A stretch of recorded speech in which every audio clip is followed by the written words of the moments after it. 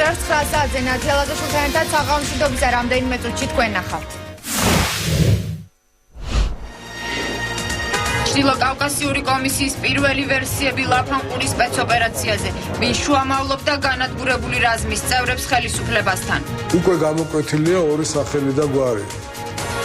ეს ერთი ქართველია და ერთი ჩეჩენია, რომლებიც შუამავლობდნენ მებრძოლებსა და საქართველოს ხელისუფლებას შორის. საქმე, რომელშიც კითხვები პასუხებზე მეტია, რა შეიარაღება ჰქონდათ ლოპოტის ხეობაში დახოცილ მებრძოლებს და რა ინფორმაციის შემცველი აღმოჩნდა შინაგან საქმე და სამინისტროს მიერ გავრცელებული ერთადერთი ვიდეო მასალა. მათ გააჩნიათ ჭურვები, რომელსაც ვერაფერში ვერ გამოიყენებ იმ არსებული მილის გარეშე. ჩვენ ვხედავთ ამ სასრულ დანადგას რა. კიდევ ბევრი უცნაურობა არის. ყოველ შემდეგ დღეს რამდენი ისინი განაცხადს აკეთებენ, წინა დღის განაცხადზე ამბობენ ფაქტიურად, რომ წინა დღეს ჩვენ ვცლუვთ. როგორი იქნება კავკასიური კომისიის დასკვნა, რომელიც უკვე რამდენიმე დღეა ლაფანყურის სპეცოპერაციის დეტალებს იძიებს. ახმედ ზაკაევის კომისიაში ჩეჩნები, ინგუშები, დაღესტნელები, ჩერგეზები და აზერბაიჯანელები შედიან. უკვე ცნობილია, რომ მიმდინარეობს ორი ადამიანის ძებნა, რომლებიც გავრცელებული ინფორმაციით ლიკვიდირებულ ჯგუფსა და საქართველოს ხელისუფლებას შორის შუამავლები იყვნენ. ასევე საუბარია ვერსიაზე, რომელიც რადიკალურად განსხვავდება საქართველოს ხელისუფლების ოფიციალური განცხადებებისგან. კომისიაში დადასტურებულად იცია, რომ ლიკვიდირებულებს საქართველოს საზღვარი არალეგალურად არ უკეთავდა ისინი საქართველოს ტერიტორიაზე მინიმუმ 6 თვის წინ ლეგალურად შემოვიდნენ. კავკასიის ხალხთა კონფედერაციაში ამბობენ, რომ კავკასიური კომისიის დასკვნა ლაფანყურის სპეცოპერაციაზე საკმაოდ მძიმე იქნება. ახმედ ზაკაევის კავკასიური კომისია ლაფანყურის სპეცოპერაციის ორ ვერსიას განიხილავს. ვერსია პირველი. ეს ადამიანები 6 თვის წინ ჩამოიყვანეს საქართველოში და ისინი მთელი ამ 6 თვის განმავლობაში თანამშრომლობდნენ საქართველოს ხელისუფლებასთან და შესაბამისად სპეცსამსახურებთან, რა ფორმით თანამშრომლობდნენ, რა თემების გარშემო თანამშრომლობდნენ, ამას დაადგენს კომისია. მეორე ვერსია.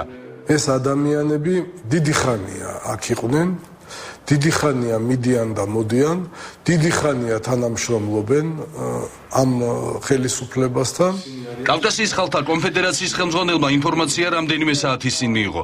ზაალ კასრელიშვილი ამბობს, რომ ხელისუფლებასა და ჯგუფის წევრებს შორის კონფლიქტი ლაფანყურის სპეცოპერაციამდე მოხდა.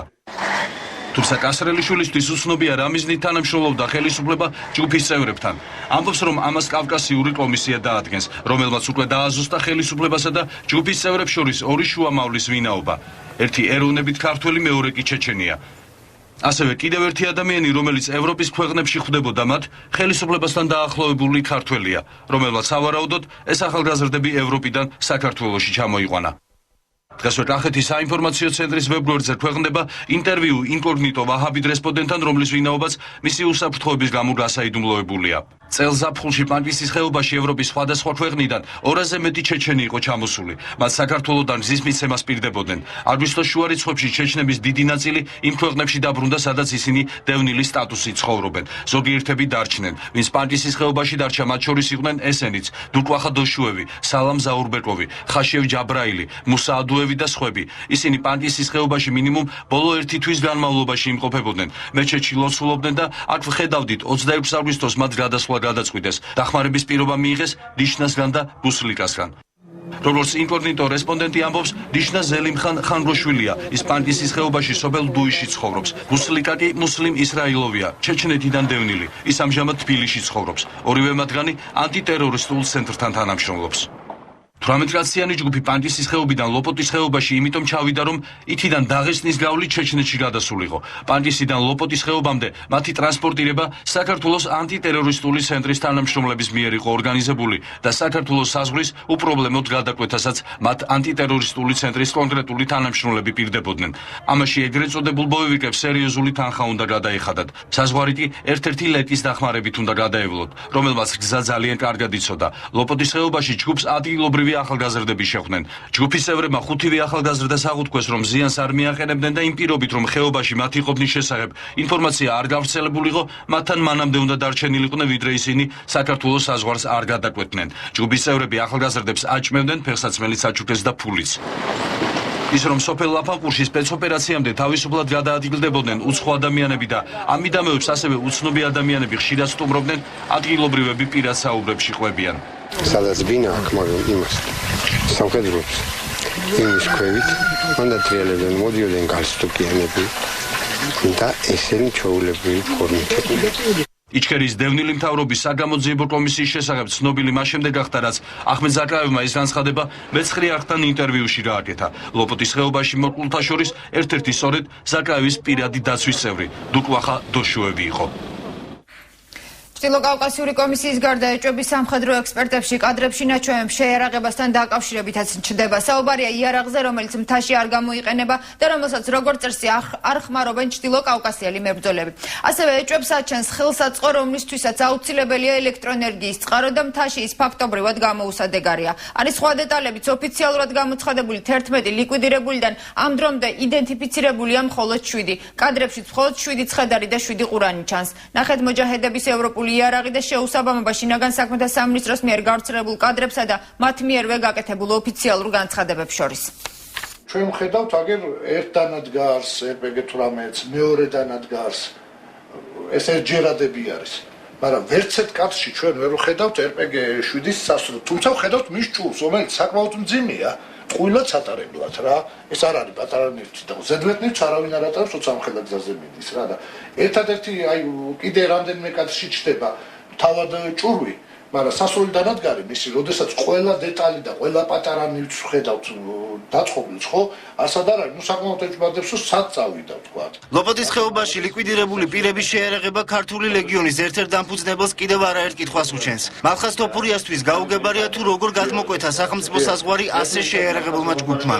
საერთოდ, როდესაც ტყეში გადაადგილდება ჯგუფი, მაქსიმალურად მინიმუმამდე უნდა დაიყვანოს ტვირთი, იმიტომ ძალიან დამჯერეთ, რომ ამხელა ტვირთით სიარული არ არის ხა დიდი სიამოვნება, მით უმეტეს უღელტეხილი გაქვს გადასავლელი და არა ხსნილ გზაზე იქ შემოვლითი გზებით, ანუ პირდაპირ ვერიული, იმიტომ რომ აქეთ მესაზღვრე, იქით მესაზღვრე, საკმაოდ რთულია. შეუსაბამოება არის იგივე არსებული რაციები, რომელიც მათ გააჩნიათ, კენოდის ტიპის რაციები, რომელიც საკმაოდ ცოტა ხანი ძლებს დატენვის გარეშე და ტყის პირობებში მათი დატენვა შეუძლებელია. ქართულ შეიარაღებაშიც არის ეს კენოდის რაციები.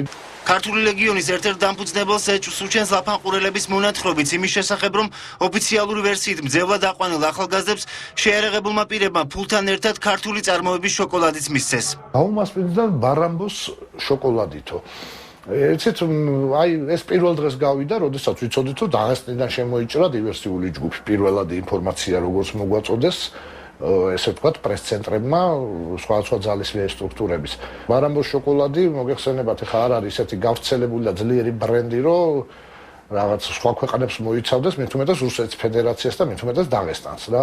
ანუ ეს ჯგუფი რო აქ შოკოლადი თავისთავად ეხა ზოგ შეიძლება სასაცილოდ მოეჩვენოს და იგივე ჩეჩნების მოძრაობა შოკოლადი ერთ-ერთი ყველაზე ძვირფასი პროდუქტი არის თავის ნაკლები მოცულობის გამო და კალორიულობის გამო და პარტიზანულ ჯგუფებს, ტყეში მოსიარულე შორ მანძილზე მოსიარულე ჯგუფებს ყოველთვის გააჩნდათ. ამავე საკითხზე ამახვილებს ყურადღებას გაზეთ კვირის პალიტრის სამხედრო მიმომხილველი ირაკლი ალადაშვილი. ალადაშვილი წერს, რომ თუ ბარამბოსთან დაკავშირებული ინფორმაცია სინამდვილეს შეესაბამება, გამოდის, რომ ეს ჯგუფი საქართველოში რამდენიმე დღე იმყოფებოდა და ყავდა გამცილებელიც, რომელიც მათ სოფლიდან პროდუქტებით ამარაგებდა.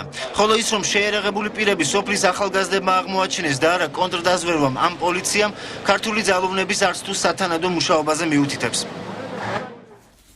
ვილიამ კორტნის შემდეგ მეცხრე არხთან საქართველოს საპარლამენტო არჩევნებზე შეერთებული შტატების კიდევ ერთი ყოფილი ელჩი საუბრობს.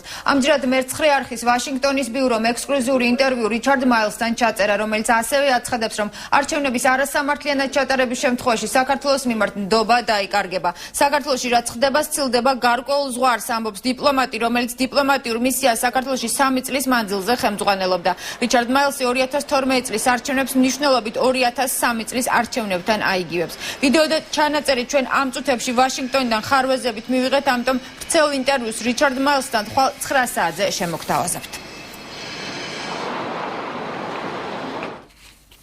არჩევნები თბილისში მყოფი სენატორთა სამკაციანი დელეგაციის შეხვედრების მთავარი თემაც არის შეხვედრები დღეს მმართველი პარტიის გარდა ოპოზიციასთანაც გაიმართა. ჩვენ გვინდა ვიხილოთ თავისუფალი და სამართლიანი არჩევნები, რომლის შედეგებსაც დამარცხებულები აღიარებენ. ეს განცხადება ამერიკელმა სენატორმა ჯონ მაკეინმა გააკეთა. მაკეინს დღეს არჩევნების წინა პერიოდში არსებული დარღვევები არ უხსენებია, მას არჩევნების შედეგებზე შესაძლო დავა აწუხებს. ბრძოლა საქართველოს ნატოში გაწევრიანებისთვის, თავდაცვითი შეიარაღების მიწოდებისა და სამართლიანი არჩევნებისთვის. ის ძირითადი გზავნილებია, რომლებიც შეერთებული შტატების სენატის გავლენიანმა წევრებმა ქართულ პოლიტიკოსებსა და მოსახლეობას მიაწოდეს. პირველი შეხვედრა სენატორებმა ქართული ოცნების წევრებთან გამართეს. We met with Mr. Evanishvili. ივანიშვილმა თქვა, რომ რუსეთთან ყოველგვარი კავშირი გაწყვიტა და ჩვენ მის სიტყვებს ვიღებთ. მაწუხებს ის საკითხი, რომ არჩევნების შემდეგ შესაძლოა მის შედეგებზე დავა დაიწყოს. ჩვენ გვინდა ვიხილოთ თავისუფალი და სამართლიანი არჩევნები და ეს განსაჯონ დამკვირვებლებმა, ხოლო დამარცხებულებმა შედეგი აღიარონ. ერთსაათიანი შეხვედრის შემდეგ დეტალებზე კომენტარი კოალიციის ლიდერმა ბიძინა ივანიშვილმა გააკეთა. მისი თქმით, სენატორებმა კარგად იცოდნენ ყველაფერი, თუმცა შეხვედრაზე უკეთ დაინახეს დღევანდელი რეალობა. ჩვენ შევგვიტით მათ, რომ მიუხედავად ყველაფერი ყოველგვარი ამ სისრულისა და ძალადობისა, ჩვენ აუცილებლად მოვახერხებთ და ჩავიყვანთ ხელისუფლებას ბოლომდე არჩევნებამდე, 1 ოქტომბრამდე მივალთ და აუცილებლად დემოკრატიულად, აუცილებლად არჩევნების გზით მოვახერხებთ და ჩავანაცვლებთ მოძალადე ხელისუფლებას. ქართული ოცნების ლიდერების შემდეგ სენატორები ქრისტიან დემოკრატებს შეხვდნენ. გიორგი თარგამაძის განცხადებით, საერთაშორისო თანამეგობრობის მხარდაჭერის უფრო მეტად ზრდა ქვეყნის უსაფრთხოებისთვის სასიცოცხლოდ მნიშვნელოვანია. სურთ, რომ საქართველოს ეს ტესტი ამ არჩევნებზე დემოკრატიაში ჩააბაროს უკეთესად. საიმისოდ, რომ ქვეყნის საერთაშორისო მხარდაჭერა კიდევ უფრო მეტად გაიზარდოს, ამას მოყვეს უფრო მეტი ინვესტიცია. სენატორების განცხადებით, შეერთებული შტატები დიდ ყურადღებას მიაქცევს არჩევნებს და დაეყრდნობა საერთაშორისო არასამთავრობო ორგანიზაციების შეფასებებს. NDI-ის, IRI-ის და EUTO სადამკვირვებლო მისიები უკვე აქ არიან და არჩევნებთან დაკავშირებით მათ შეფასებას ჩვენთვის დიდი მნიშვნელობა ექნება. საქართველოს მოსახლეობა იმსახურებს თავისუფალ და სამართლიან არჩევნებს. ჩვენ არ ვანიჭებთ უპირატესობას რომელიმე კანდიდატს, მაგრამ ვამაყობთ იმ პროგრესით, რომელიც საქართველოშია. საქართველო არის ერთ-ერთი წარმატებული ქვეყანა პოსტსაბჭოთა სივრცესა და აღმოსავლეთ ევროპაში. თუმცა აქ წერტილი არ ისმება. თითოეულ ქვეყანას სურს მეტი თავისუფლება და კეთილდღეობა. ამიტომაც ვსტუმრობთ საქართველოს წინასაარჩევნო კამპანიის პერიოდში. ჩვენ აქ ვართ არა იმიტომ, რომ ხარი დავუჭიროთ კონკრეტულ პიროვნებას, არამედ დემოკრატიას, თავისუფალ და სამართლიან არჩევნებს. საქართველოსადმი სენატის მტკიცე მხარდაჭერაზე ისაუბრა ლინდსი გრემმა. მისი თქმით, მომავალი არჩევნები საქართველოსთვის გადამწყვეტია. დემოკრატია ამ ქვეყანაში მუშაობს, რადგან ვისაც შევხვდით, ერთმანეთზე ყველა საჩივარს ამბობს. თავი ამერიკის შეერთებულ შტატებში მეგონა. არ ვიცი რა გამოვა აქედან, მაგრამ ყველას მოგიწოდებთ მიიღოთ არჩევნებში მონაწილეობა. ეს ისეთი რამ არის, რაზეც ბევრ სხვა ქვეყანაში ოცნებობენ. გაგიმხელთ ჩემს სურვილსაც, რომ საქართველო ერთ დღეს ნატოს წევრი გახდეს. სენატორების განცხადებით, მათ კარგი ურთიერთობები აქვთ პრეზიდენტ სააკაშვილთან. თუმცა უმნიშვნელოვანესია ქართველი და ამერიკელი ხალხის ურთიერთდამოკიდებულება. მათივე თქმით, საქართველოსა და შეერთებულ შტატებში არჩევნების შედეგების მიუხედავად მეგობრული კავშირები გაგრძელდება. ამბასადორი ელზე გაკეთებული განცხადებები შეერთებული შტატებისა და საქართველოს სტრატეგიული ქარტიის ფარგლებში თავდაცვის უნარიანობის გაძლიერების ახალი ეტაპის დაწყება სექტემბრიდან იგეგმება. სტრატეგიული ქარტია ითვალისწინებს ორ სახელმწიფოს შორის პარტნიორობის გაღრმავებასა და თანამშრომლობის გაფორმებას სხვადასხვა სფეროებში. ეს არის წვრთნა სანაპირო საჰაერო თავდაცვისთვის, საქართველოს ვერტმფრენთა პარკის მოდერნიზება, ოფიცრების წვრთნა საკუთარი თავდაცვის უნარებისა და ნატოს მისიებში მოქმედების გაუმჯობესებისთვის. ქართული არმიის გაძლიერება და თანამშრომლობა ქარტიის ყველაზე დიდ ნაწილს შეადგენს. ვერტმფრენების მოდერნიზება, სარადარო სისტემების გაუმჯობესება და მათი მომსახურე პერსონალის წვრთნა. თანამშრომლობა სანაპირო დაცვის გაუმჯობესების კუთხით. ამ და სხვა სამხედრო სახის დახმარებას საქართველო ამერიკის შეერთებული შტატებისგან მიიღებს. We condemned and continue to condemn the Russian invasion of Abkhazia and South Ossetia. ჩვენ ვგმობთ რუსულ აგრესიას აფხაზეთსა და სამხრეთ ოსეთში. ვიბრძოლებთ, რომ საქართველოსთვის ხელმისაწვდომი გახდეს თავდაცვითი იარაღი და საქართველოს მთავრობას საკუთარი ხალხის დაცვა შეეძლოს. სამხედრო დახმარება ამერიკას საქართველოს სტრატეგიული ქარტიის ფარგლებში მოხდება. განსაკუთრებით მნიშვნელოვანი არის ჩვენი ორმხრივი ურთიერთობა ამერიკის შეერთებულ შტატებთან და იმ გეგმის იმპლემენტაციის, იმ შეთანხმების იმპლემენტაციის, რომელიც იწყება ახლა სექტემბერში და ეს არის ის შეთანხმება, რომელიც იყო მიღწეული პრეზიდენტ სააკაშვილის და პრეზიდენტ ობამას შორის. სამხედრო დახმარების შესახებ განცხადებები შეერთებული შტატების სახელმწიფო მდივნის საქართველოში ვიზიტისას გაკეთდა. ჰილარი კლინტონმა ყურადღება თავდაცვის სფეროს სამ მიმართულებაზე გაამახვილა. ამერიკის შეერთებული შტატები საქართველოს თავდაცვითი კურსისთვის წვრთნას და მხარდაჭერას უზრუნველყოფს, რათა უკეთ შეძლონ ჩვენი სანაპიროებისა და ცის დაცვა. ჩვენ გავაუმჯობესებთ საქართველოს მრავალფუნქციურ ვერტმფრენებს, რათა უფრო ადვილად შეძლონ მარაგისა და ხალხის ტრანსპორტირება ქვეყნის მასშტაბით. ასევე ვაპირებთ დავეხმაროთ საქართველოს უზრუნველყოს 21 საუკუნის წვრთნა თავისი ოფიცრებისთვის. საქართველოსთვის ახალი სამხედრო დახმარების შესახებ იყო საუბარი ბარაკ ობამასა და მიხეილ სააკაშვილის შეხვედრის დროსაც. ქვეყნის თავდაცვის უნარიანობისათვის გადამწყვეტი მნიშვნელობა აქვს სწორედ შეერთებული შტატების მხარდაჭერას, რა ფორმითაც არ უნდა ვლინდებოდეს ეგრე. მით უმეტეს თუ დიპლომატიის გარდა არის სერიოზული მხარდაჭერა წვრთნაში, აღჭურვაში, ეს თავისთავად არის ქვეყნის უსაფრთხოებისა და დამოუკიდებლობის ერთ-ერთი სერიოზული გარანტია. ამერიკას საქართველოს სტრატეგიული პარტნიორობის ქარტიას ხელი 2009 წლის 9 იანვარს მოეწერა. საქართველოში მიმდინარე მოვლენები ნაკლებად აღელვებს რუსეთის პრეზიდენტს, რომელიც ამჯერად წეროების გადარჩენით არის დაკავებული. პუტინის ფრენა სოციალური ქსელების მთავარი თემა გახდა. Facebook-ის ქართველ მომხმარებელს კი შიში აქვს, რომ მას საქართველოს პრეზიდენტმა კიდევ ერთხელ არ მიბაძოს, მით უმეტეს, რომ პუტინის ფრენისას 5 წერო გახვა. ნახეთ, როგორ მიუძღვება რუსეთის ფედერაციის პრეზიდენტი ფრინველების გუნდს დელტა პლანით და როგორ ასწავლის მიგრაციის მარშრუტს. წეროები მიფრინავენ ვლადიმერ პუტინთან ერთად. თეთრებში გამოწყობილი პრეზიდენტი ციმბირში იამალის ნახევარკუნძულზე ფრინველებს მიგრაციაში ეხმარება. წეროები დელტა პლანს გუნდის ბელადად მიიჩნევენ და მიჰყვებიან. პირველი გაფრენისას ვლადიმერ პუტინს მხოლოდ 1 წერო გაჰყვა, რაც მან ძლიერ ქარს დააბრალა. მეორე გაკვეთილი უფრო წარმატებული აღმოჩნდა. გზამკვლევთან ერთად 5 წერო მიფრინა. მიწაზე დაშვების შემდეგ რუსეთის პრეზიდენტი კრემლის საქმეებს დაუბრუნდა. ვლადიმერ პუტინმა ინაუგურაციის შემდეგ პირველი ტელეინტერვიუ ტელეკომპანია Russia Today-ს მისცა. ბრიტანელი ჟურნალისტის შეკითხვებს შორის ყველაზე უსიამოვნო პრეზიდენტისთვის ფუსი რაიოტის საქმესთან დაკავშირებული აღმოჩნდა.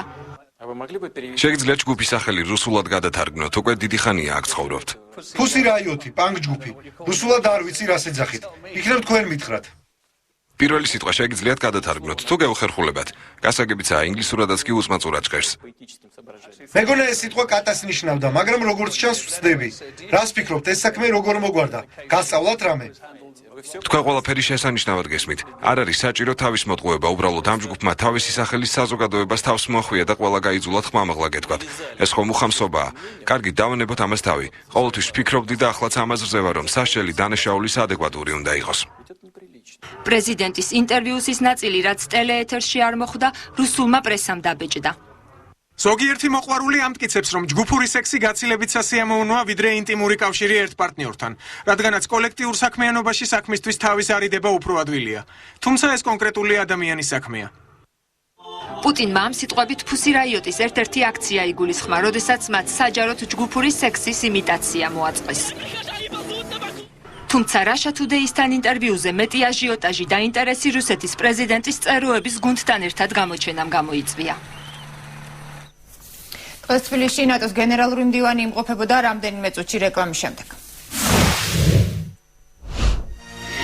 ემუქრება თუ არა მცხეთას იუნესკოს სიიდან ამოღება. საპატრიარქო ხელისუფლებას მცხეთის ისტორიულ ზონაში მიმდინარე მშენებლობების შეჩერებას თხოვს.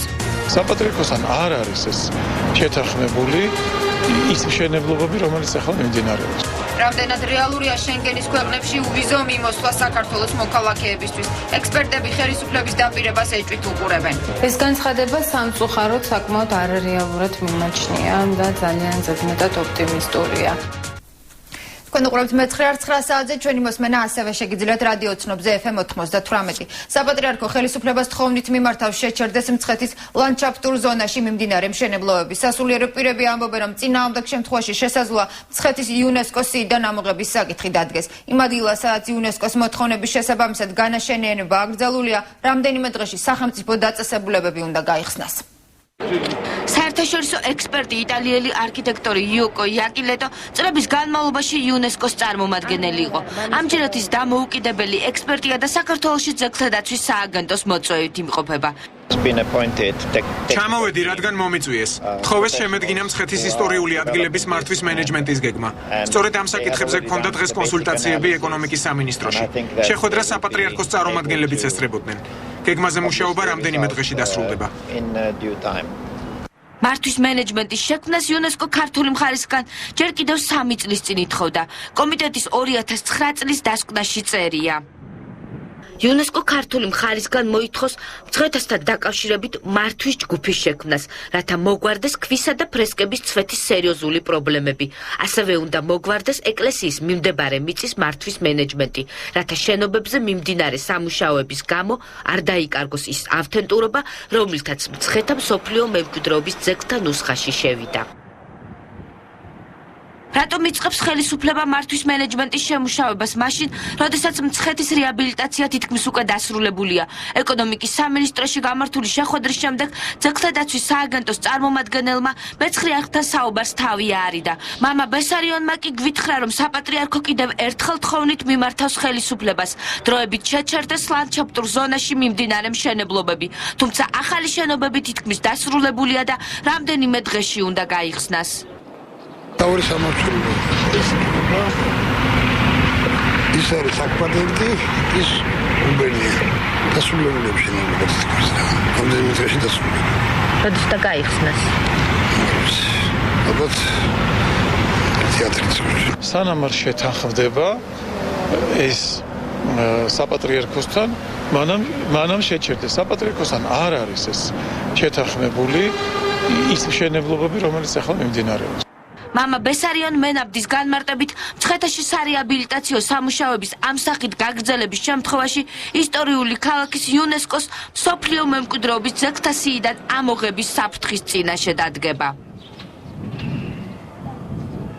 გურჯაანის რაიონის სოფელ კაკაბეთის გამგეობის ერთ ოთახში ნაციონალური მოძრაობის შტაბი, კომუნალური გადასახადების მოსაკრებელი პუნქტი და სტიქიით დაზარალებულთათვის დახმარების გაცემის ცენტრი ერთ ოთახშია განთავსებული. როგორ მოხდა, რომ გამგეობის შენობაში დახმარების გასაცემად მაინც და მაინც მმართველი პარტიის შტაბის ოთახი იქნა შერჩეული? ამ კითხვაზე პასუხი ნაციონალური მოძრაობის ვერც ცენტრალურ ოფისში გაგცეს და ვერც ადგილობრივში. სოფელ კაკაბეთის გამგეობის შენობაში ნაციონალური მოძრაობის შტაბი და ელექტროენერგიის გადასახდელი პუნქტი ერთ ოთახშია განთავსებული. კომუნალურ გადასახადს კი ნაციონალური მოძრაობიდან საუბნო საარჩევნო კომისიის წევრი ნანა ჯიქიძე კრებს. ამავდროულად იგი სტიქიით დაზარალებულებისთვის სასურსათო პაკეტს არიგებს. თავად ჯიქიძე გადასახადების მოკრებას უარყოფს. ნაციონალური მოძრაობის წევრი ვარ, ვიქნები და ვიყავი ვარ და ვიქნები. მაგრამ რას იმალები? რას მომიქცი ესენი? ეხლა დაიყვანეს ირჩევია. გადასახადებს იხდით თუ არა ამ შენობაში, იგივე დენისა? კი, დენისას ვიხდით. ეხლა გადავიხადე 20 ლარი. დენის გადასახადი. ნაციონალური მოძრაობის შტაბიც აქ არის, ხო ადგილობრივი? სულ ყველაფერი აქ არის. ამ ამბის გავრცელებიდან მეორე დღეს კარიდან ნაციონალური მოძრაობის აბრა მოხსნეს. როდესაც უკვე ხმამაღლა ითქვა, რომ ესე იგი ერთიანი ნაციონალური მოძრაობა და ელექტროენერგიის გადასახადი ერთად არის და ერთმანეთზეა მიბმული, დღეს როგორც ხედავთ, ფაქტია სახეზე, რომ ახეულია და აქტიურად ნაციონალური მოძრაობა გაქრა ჩვენიდან. ნაციონალური მოძრაობის შტაბია განთავსებული ასევე ფოთში, დერნილთა ახალ რაიონში.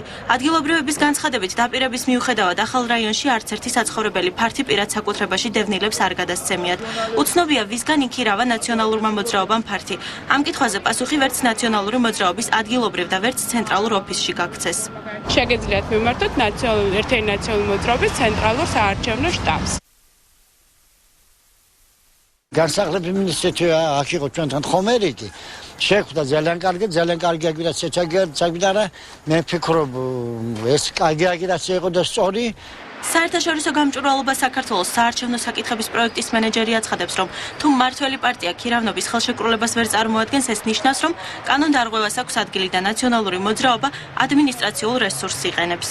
შენობები ხელმისაწვდომი უნდა იყოს არაფოლოდ მმართველი პარტიის, არამედ ნებისმიერი პარტიისთვის და ესაც საინტერესო თემაა, რამდენად შეუძლია სხვა პოლიტიკურ პარტიებს გავსად იქირავონ ოთახები, ან ოფისები სახელმწიფო დაწესებულებაში. თუ ეს მართლაც ასია და ეს ადამიანი აკეთებს ორ საქმეს ერთად, ან პარტიულსაც და სამსახურის საქმესაც ერთად აკეთებს, ამ შემთხვევაში რა თქმა უნდა კანონდარღვევა გვექნება, საარჩევნო კოდექსის დარღვევა გვექნება.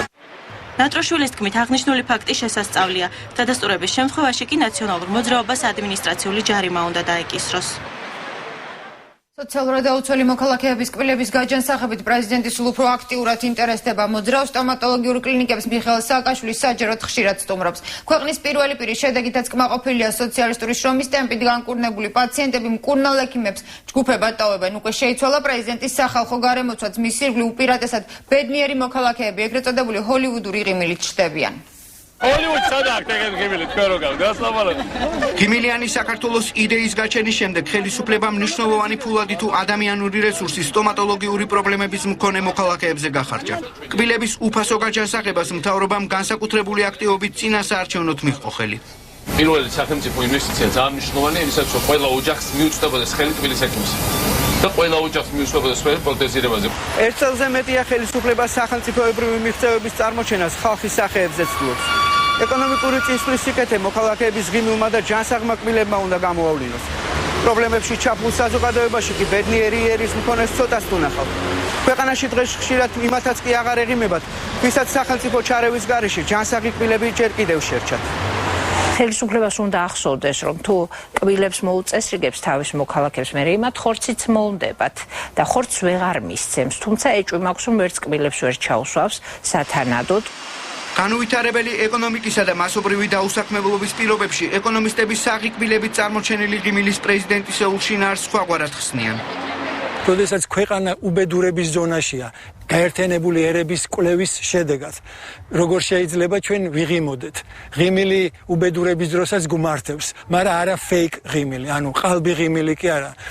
ღიმილი ისეთი, რომ ჩვენ ვიცით რა არის მთავარი ამოცანა და ამ მთავარი ამოცანის ირგვლივ მობილიზება, რომ გადალახავ შენს ბარიერს, მაგრამ ბარიერს ვერ გადალახავ თუ თავს მოიტყუებ.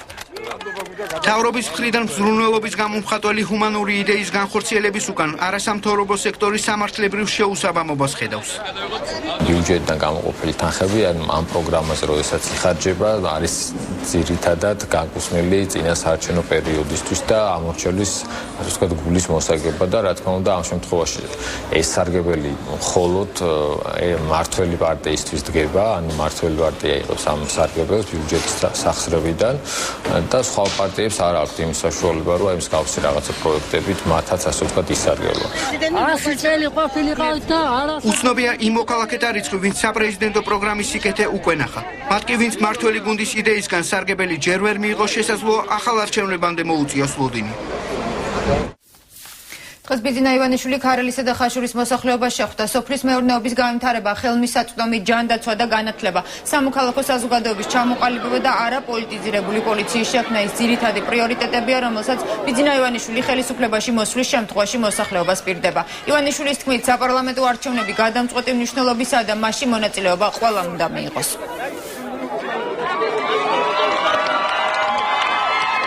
ამისა რა თქმა უნდა ჩვენ არ ვიცით თქვენი რეგიონი დიდად არ გამოირჩევა ამ ხრივ მთელი საქართველოსგან მთლიანად გაპარტახებულია სოფლის მეურნეობა დაანგრეულია და გაუბედურებულია სოფელი და ძალიან უჭირს საქართველოს ყველა კუთხეს მე ვიცი რომ ძალიან უჭირს თქვენს კუთხესაც მე ვიცი რა დიდი გაჭირვება იმაში რომ თქვენ დაგიხურეს ხელოვნურად ბაზარი ერთადერთი ბაზარი სადაც თქვენ რეალურად შეგეძლოთ გაგეტანათ თქვენი მოსავალი და თქვენი ხილი დღეს ადგილზე გილფებათ მე ვიცი ძალიან კარგი რა ხდება გზები რა ხდება გაზიფიკაცია და ესე შემდგომ რა დღეში არის და არიან დევნილები ისიც კარგად ვიცი ერთადერთი ტბა რომელიც თქვენ გაქვთ და რომელიც გარკვეულწილად თელ მოსახლეობას უნდა მოეხმარებინა აქაც დეპუტატი ფლობს მას და დეპუტატია მისი ეპატრონე. კარგად ვიცი რომ საუკეთესო მისებიც უცხოელებზე დარიგდა და ესე შემდგომ ყველაფერს აკეთებენ იმისთვის რომ ეს ქვეყანა საკუთარმა ხალხმა არ მოიხმაროს და თქვენ გახდეთ უცხოები თქვენ საკუთარ სამშობლოსა და საკუთარ მხარეში.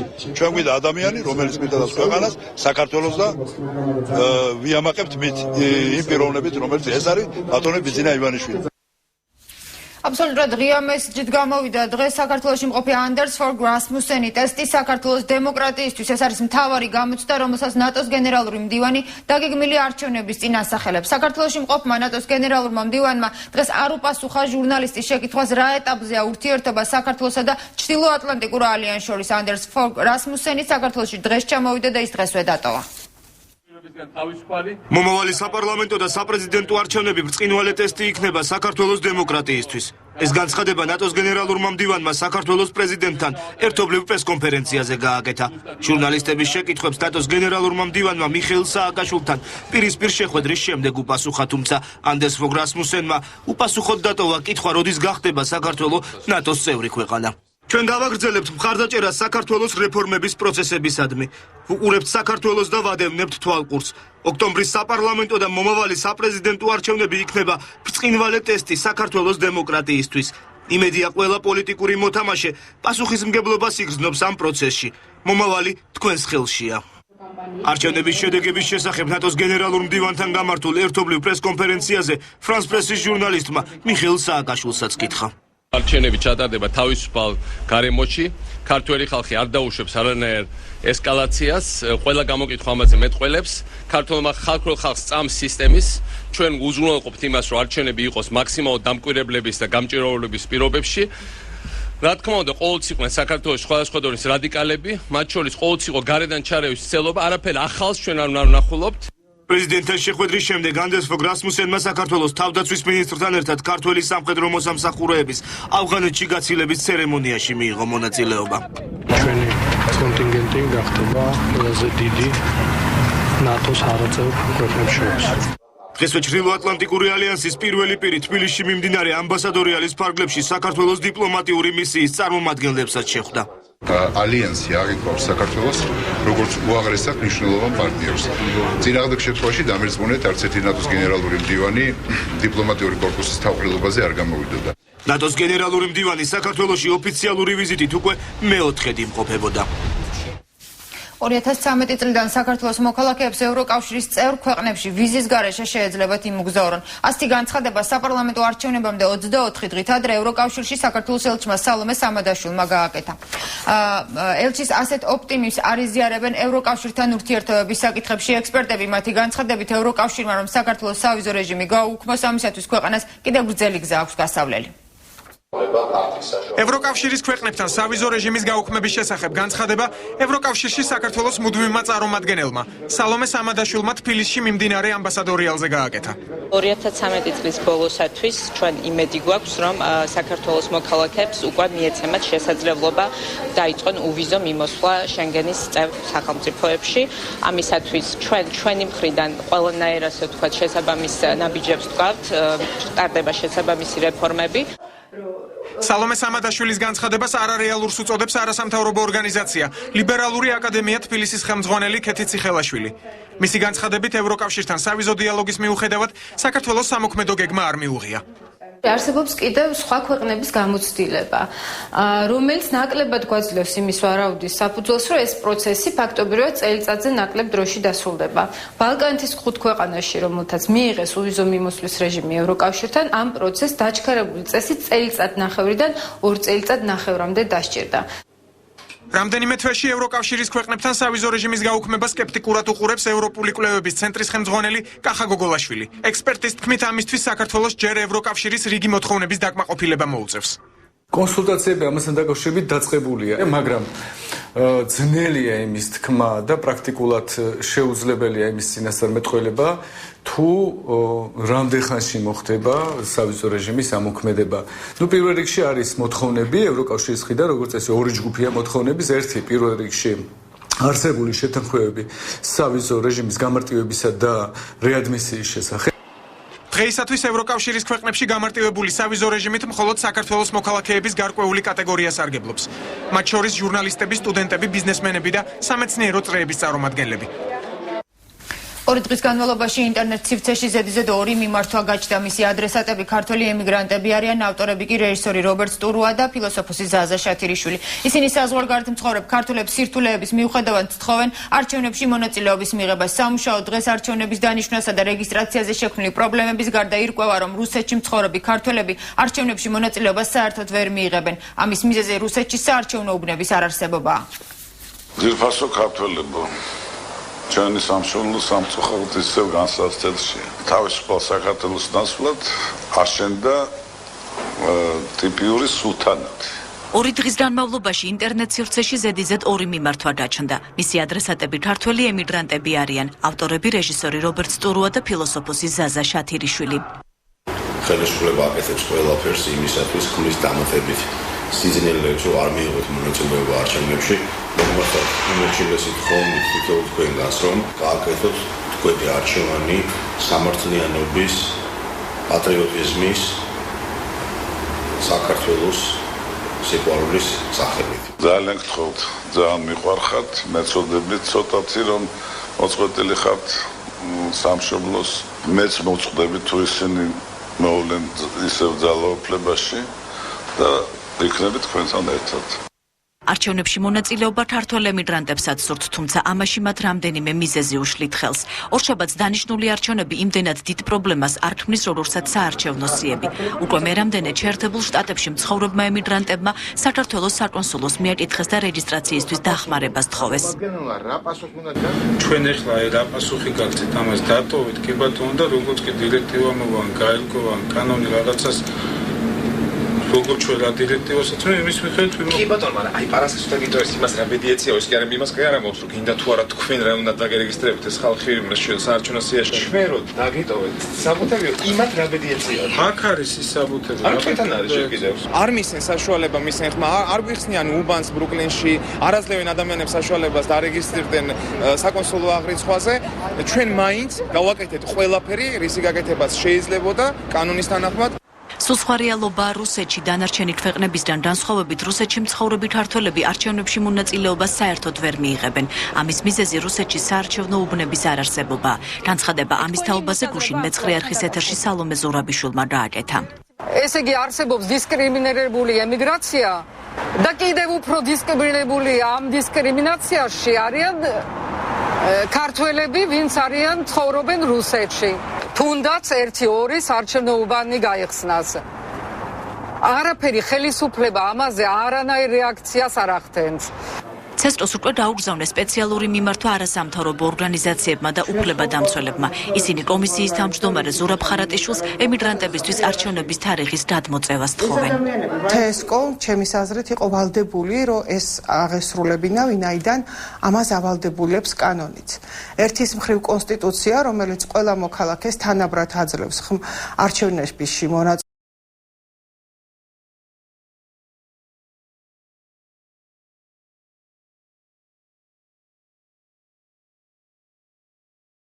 მცხოვრებმა ქართველებმა არჩევნებში საკუთარი პოზიცია ვერ დააფიქსირონ. რა შეკითხვა იცით თუ არა ივანიშვილის გეგმის შესახებ NDI-ის კვლევებში ყველაზე მეტად ასეთი ორაზროვანი შეკითხვები მაეჭვებს, ასეთი შეფასებები მოყვა სოციალურ ქსელში NDI-ის დაკვეთით კავკასიის კვლევითი რესურსების მიერ ჩატარებულ საზოგადოებრივი განწყობების ახალ კვლევას. რა და რატომ აეჭვებს საზოგადოების ერთ ნაწილს და როგორია თავად ეროვნულ-დემოკრატიული ინსტიტუტის პოზიცია ჩვენი რეპორტაჟი ამ თემაზე. საზოგადოებრივი განწყობის ახალი კვლევა NDI-ის დაკვეთით კავკასიის კვლევითი რესურსების ცენტრმა ჩაატარა. წინა კვლევებში დასმული შეკითხების მნიშვნელოვანი ნაწილი ბოლო კვლევაშიც მეორდება. მაგალითად, ისეთი როგორებიცაა, როდის გახდება საქართველო ნატოს წევრი, ან როგორ შეიცვალა მდგომარეობა საქართველოში. კითხვაზე იცით თუ არა ივანიშვილის გეგმების შესახებ NDI-ის მიერ გამოკითხული მოსახლეობის უმეტესობამ უარყოფითად უპასუხა. ქართული ენის და ლიტერატურის მასწავლებელი ვიყავი 10 წლის განმავლობაში და ძალიან კარგად ვიცი რა არის გეგმა და რას გულისხმობ მე, როდესაც ვამბობ ვიცი თუ არა რომელიმე ადამიანის გეგმები. აღმოჩნდა რომ თურმე ადამიანებს ეკითხებოდნენ პროგრამის შესახებ. იანთაძე ერთ-ერთი მათგანია, ვინც სოციალურ ქსელში კვლევაში დასმულ კითხვებს აკრიტიკებდა.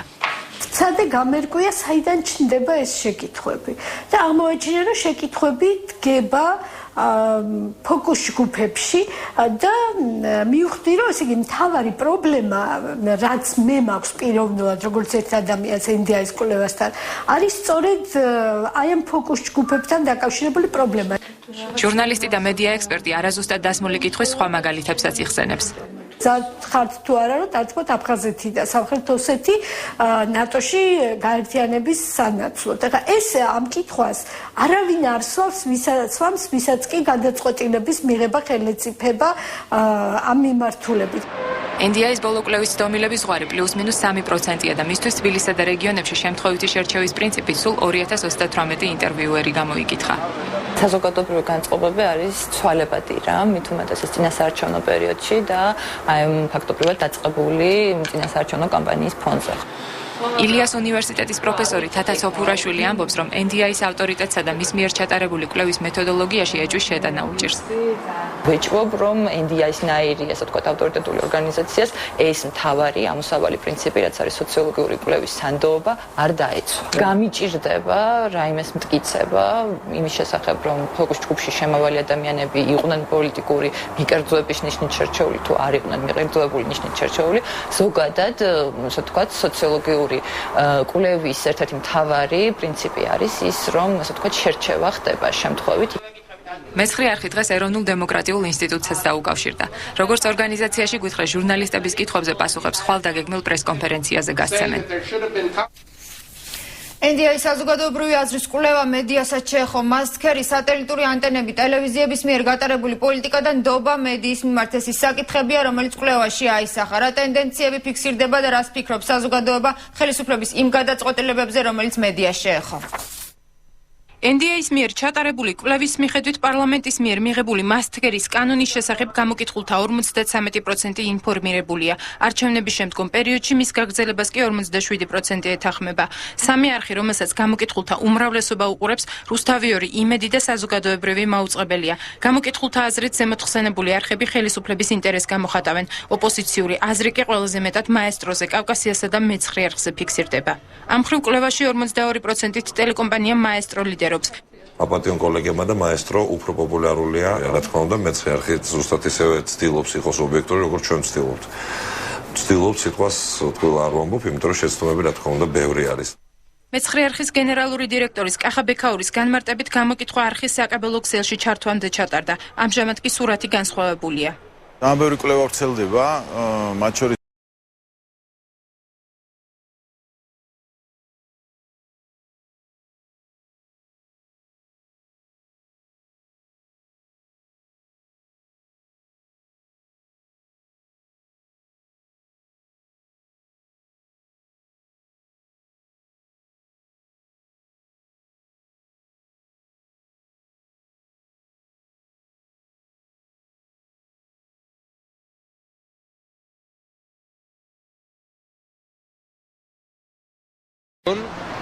ამ ასე ვთქვათ წესის ამ კანონის მოქმედება.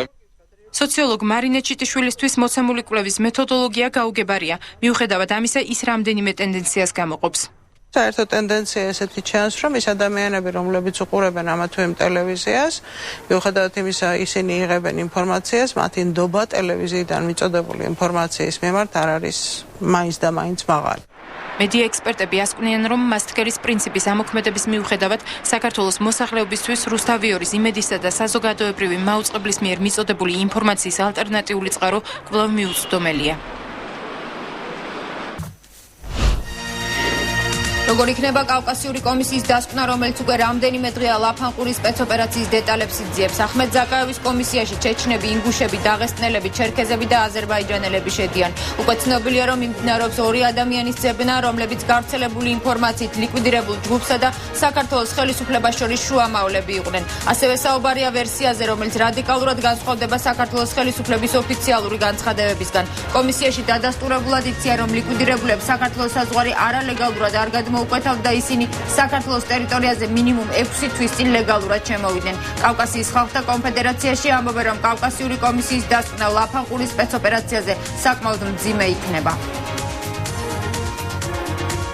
ჩილო კავკასიური კომისიის გარდა ეჭვების სამხედრო ექსპერტებში კადრებში ნაჩვენებს შეიარაღებასთან დაკავშირებითაც ჩნდება. საუბარია იარაღზე, რომელიც მთაში არ გამოიყენება და რომელსაც როგორც წესი არ ხმარობენ ჩtildeო კავკასიელი მებრძოლები. ხელსაწყო რომლისთვისაც აუცილებელია ელექტროენერგიის წყარო და მთაში ის ფაქტობრივად გამოუსადეგარია. არის სხვა დეტალებიც, ოფიციალურად ლიკვიდირებულია 11, ხოლო იდენტიფიცირებულია მხოლოდ 7. კადრებშიც მოკლული მებრძოლების მხოლოდ 7 ცხედარი და 7 ყურანი ჩანს. შეუსაბამობაა შინაგან საქმე და სამინისტროს მიერ გავრცელებულ კადრებსა და მათ მიერვე გაკეთებულ ოფიციალურ განცხადებებს შორის.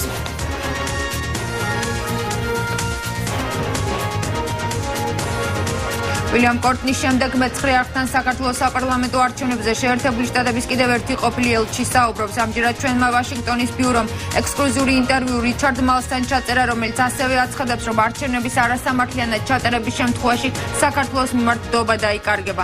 საქართველოში რაც ხდება, სცილდება გარკვეულ ზღვარს, ამბობს დიპლომატი, რომელიც დიპლომატიურ მისიას საქართველოში 3 წლის მანძილზე ხელმძღვანელობდა. რიჩარდ მალსი 2012 წლის არჩევნებს მნიშვნელობით 2003 წლის არჩევნებთან აიგივებს. მალსის ინტერვიუს ვრცლად ხვალ შემოგთავაზებთ.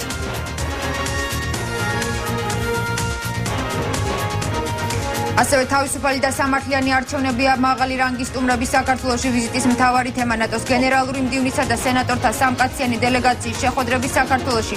ჩვენ გვინდა ვიხილოთ თავისუფალი და სამართლიანი არჩევნები, რომლის შედეგებსაც დამარცხებულები აღიარებენ. ეს განცხადება ამერიკელმა სენატორმა ჯონ მაკეინმა გააკეთა. მაკეინს დღეს არჩევნების წინადარღვევები არ უხსენებია მას არჩევნების შედეგებზე შესაძლო დავა აწუხებს. კონკრეტულად მე-9 საათზე ბერა ივანიშვილის კონცერტი ქუთაისში, მუსიკალური ტურნე კვირდების ფარგლებში დღეს მომღერლის მე-4 სოლო კონცერტი გაიმართა. ამ წუთებში ქუთაისში იმყოფება ჩვენი კორესპონდენტი თიკა წერეთელი, მას პირდაპირ ეთერში ვთავთ. თიკა, ეთერში ხარ? საღამომშვიდობის ნათია ქუთაისში დავით აღმაშენებლის ძეგლის მიმდებარე ტერიტორიაზე ძალიან ბევრმა გულშემატკივარმა მოიყარა თავი. დღეს ბერას მე-4 სოლო კონცერტი გაიმართა. ძალიან დიდი ემოციებითა და ოვაციებით შეხვდა ქუთაისელი მაყურებელი ბერას მომღერალმა, ვისზე რამდენიმე სიმღერა შეასრულა. კონცერტი ეს წუთია ტრადიციული ფეერვერკით დასრულდა.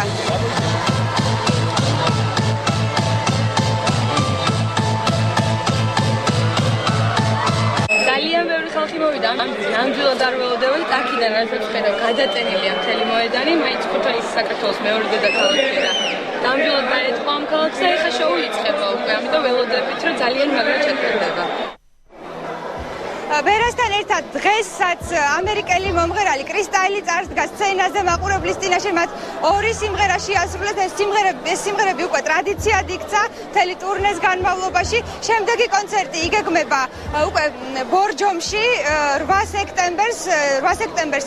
წესით კონცერტი უნდა გამართულიყო ოზურგეთში, მაგრამ გარკვეული პრობლემების გამო ოზურგეთის კონცერტი 12 სექტემბრისთვის გადაიდო, ხოლო ბორჯომში 8 საათზე 8 სექტემბერს ბერა თავის გულშემატკივარს ელის. და ბოლოს ეკაბერძე მთავარი კითხვით სტუმრებისა და თემების შესახების თავადი საუბრობს. ეკა, საღამომშვიდობისა. ნათია, საღამომშვიდობისა. მივესალმები მე-9 არხის მაყურებელს. საქართველოში ვიზიტად მყოფი ამერიკელი სენატორები ვერ ხედავენ 90-იან წლებში დაბრუნების საფრთხეს. სამაგიეროდ ხედავენ, რომ ოპოზიცია მთლიანად პროდასავლურია. მაკეინი, ლიბერმანი და ლინცი დღეს ქართული ოცნების ლიდერებს ცალკე შეხვდნენ. შეხვედრის დეტალების შესახებ მთავარ კითხვას თინა ხიდაშელი უპასუხებს გადაცემის მეორე ნაწილში. იაგო კაჭკაჭიშვილი წინა საარჩევნო კვლევებზე და ბოლოს კახა კახიშვილი ქართველი ემიგრანტების არჩევნებში მონაწილეობის შესახებ. მადლობა ეკა, მთავარი კითხვა რამდენიმე წუთში ახალი ომების დასრულებისთანავე გავა პირდაპირ ეთერში. თქვენ უყურებდით მე-9 საათზე ნათია ლაზაშვილთან ერთად. მე ხვალამდე გემშვიდობთ. ნახვამდის.